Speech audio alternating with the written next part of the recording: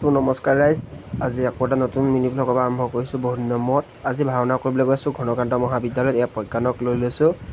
আহি গাইজ এয়া ঘনকান্ত মহাবিদ্যালয় পাই গ'লোহি। ইয়াত জুবিন দাৰ শ্ৰদ্ধাঞ্জলিক লৈ ভাওনা পাতিছে।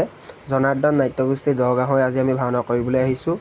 এয়া ৰাজহুৱাভাৱে জুবিন দাৰ শ্ৰদ্ধাঞ্জলি জনোৱা হ'ল দিনত, আৰু এইফালে ভকতসকল আহিছে নাম ল'ব এতিয়া।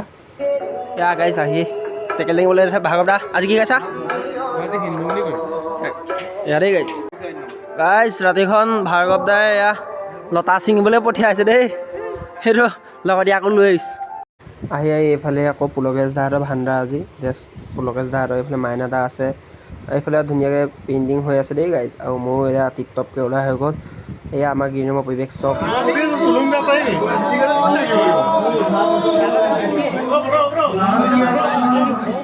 এইফালে গাইজ মোৰো ভাওনা কৰি হৈ গ'ল। আজিৰ ভিডিঅ'টো ইমানতে সমাপ্ত কৰিছোঁ।